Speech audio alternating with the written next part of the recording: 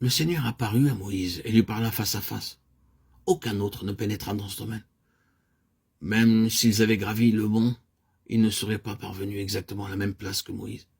C'était avec Moïse que le Seigneur s'entretenait et qu'il parlait face à face comme un homme parle à son ami. Puis, pour toute la suite, la seule chose qui gouverne Israël est la suivante, comme l'Éternel l'avait dit à Moïse. À la fin de la construction du tabernacle, il y a tout un chapitre dans lequel cette seule expression se rencontre 7 ou 8 fois, comme l'Éternel l'avait ordonné à Moïse. Et cela parle de gouvernement, plein d'autorité, parce qu'il a été introduit par l'intermédiaire de Moïse, l'apôtre de Dieu.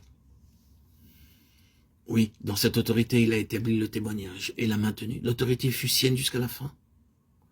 Ou encore, prenez l'apôtre Paul, qui peut-être au-dessus de tous les autres se détache comme apôtre.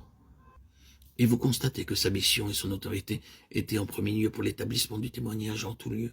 Et puis, pour le maintien de ce témoignage, il dit aux Corinthiens que s'il vient vers eux avec l'autorité qu'il a reçue, cela ira mal pour quelques-uns d'entre eux, parce qu'il est investi de cette autorité pour maintenir le témoignage dans sa pureté. Maintenant, qu'est-ce que ceci nous suggère? C'est le Seigneur. C'est le facteur de l'autorité céleste de Christ dans l'homme céleste corporatif. Cela peut être dispensé par l'intermédiaire d'individus. Le point est que c'est un trait caractéristique de l'homme céleste et que c'est effectif au sein de l'Église.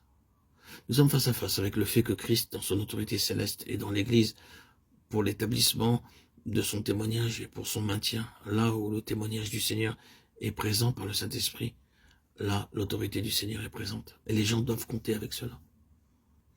Bien sûr, alors que nous devons prendre ces choses à cœur dans nos propres vies personnelles, nous les disons à ceux qui doivent instruire les autres.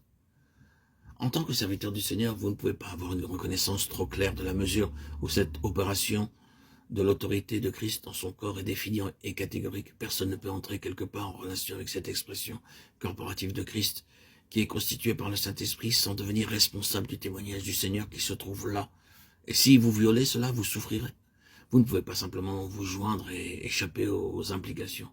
Si vous violez le témoignage de l'unité du corps de Christ, alors que vous avez été amené en réel contact avec celui-ci et que vous ne mettez pas cela en règle, vous mourrez. Il se peut que vous mouriez physiquement, vous pouvez avoir une fin tragique. Indubitablement, vous traverserez des temps de souffrance et d'épreuve, car vous n'êtes pas devenu membre d'un mouvement de quelque chose qui est simplement de l'homme. Vous êtes entré là où la garde du dessein éternel est investie dans le Saint-Esprit qui œuvre dans l'esprit de l'apostolat et l'autorité de Christ s'y trouve. C'est le sens exact de ces mots qui nous sondent dans la première lettre aux Corinthiens. C'est pour cela qu'il y a parmi vous beaucoup d'infirmes et de malades, et qu'un grand nombre sont morts. Et sans discerner le corps du Seigneur, lisez 1 Corinthiens 11, 29, 30. Vous êtes entrés dans un domaine où les choses ne doivent pas être prises comme étant simplement de la doctrine, une organisation, quelque chose de l'homme à l'égard duquel vous pouvez agir comme cela vous plaît. Vous devez parvenir à la place où l'autorité de Christ est une réalité opérante. C'est une chose terrible d'entrer dans la maison de Dieu si vous n'êtes pas d'avis de vous conformer comme il convient. C'est un aspect et un côté terrible.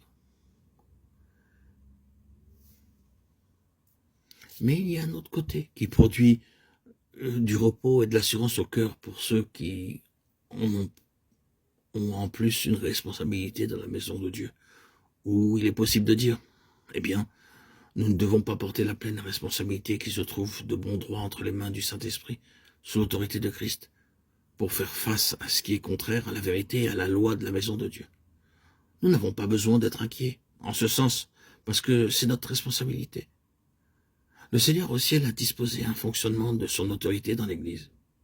Il se peut qu'il y ait une contestation de cette autorité dans le vase. L'enfer peut contester comme à Philippe ou à Éphèse ou en beaucoup d'autres lieux. Et il peut se manifester par un antagonisme violent et une résistance véhémente. Mais quelle est l'issue? Chaque fois, l'autorité de Christ triomphe. L'établissement du témoignage dans tout l'Empire romain par le moyen de l'apôtre Paul est une merveilleuse manifestation de l'autorité suprême du Seigneur Jésus-Christ sur toutes les puissances. Il ne s'agit pas simplement de vaincre la mentalité de l'homme, les préjugés et les difficultés parmi les hommes. C'est la conquête des forces mauvaises de l'enfer. Des forces cosmiques sont battues et brisées quand le témoignage est établi par le moyen d'un apôtre. C'est le fait de l'autorité céleste de Christ dans le corps, par l'Esprit. Christ vraiment exprimé dans l'assemblée ne peut réellement être mis de côté sans souffrance.